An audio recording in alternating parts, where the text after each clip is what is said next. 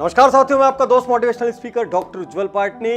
एक पहुंचे हुए साधु संत महात्मा, चलो फकीर कहते, फकीर एक गांव में पहुंचे और लगभग 6-7 दिन गांव में रुके रहे। उन्होंने सुबह से रात तक एक खास चीज देखी। हर आदमी असंतुष्ट है, हर आदमी चिल्ला रहा है, लड़ रहा है, हर आदमी किसी न किसी को कोस रहा है या कोई ना कोई चीज पे अफसोस कर रहा है। चारों तरफ देखते रहे।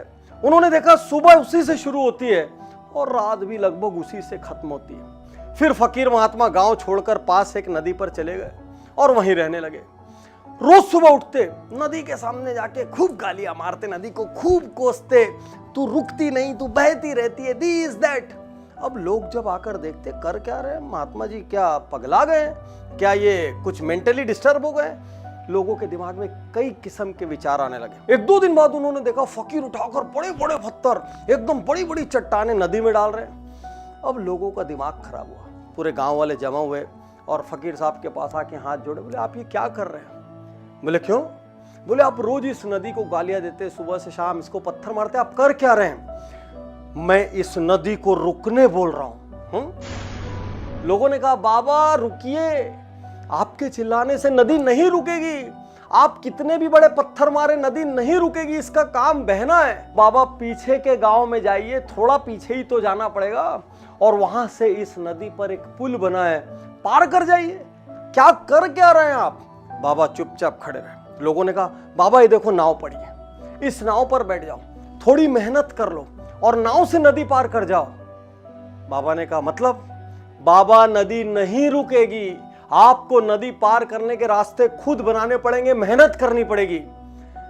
अब बाबा मंद मंद मुस्कुराने लगे और बाबा ने लोगों से कहा यही बात मैं तुमसे कहना चाहता हूं। जितने दिन मैं तुम्हारे गांव में रखा, हर आदमी लड़ाई कर रहा है, हर आदमी कोस रहा है, कोई प्रयास नहीं कर रहा है, कोई पीछे नहीं लौटना चाहता, कोई बदलना नहीं चाहता, कोई परिवर्तन नहीं करना चाहता, कोई एफर्ट नहीं डाल रहा है, सिर्फ सब कोस रहे हैं। तुम्हारे कोसने से क्या परिस्थितियां बदल जाएगी?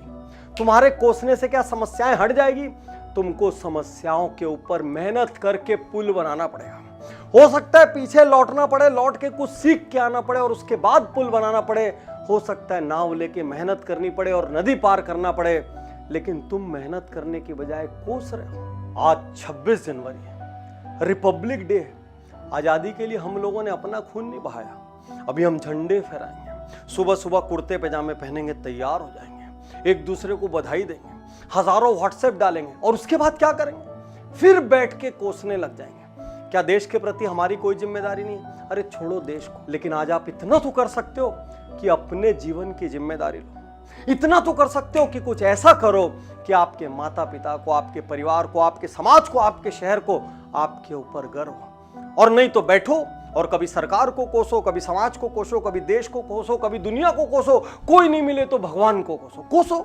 आज मैं आपसे कहना चाहता हूं, कोसने से किसी समस्या का हल नहीं निकलता। कोसते कोसते एक दिन मर जाओगे, पड़ोसी भी याद नहीं करेगा। कोसने की जगह पहले समस्या को स्वीकार करो और उस समस्या को हराने का रास्ता ढूंढो।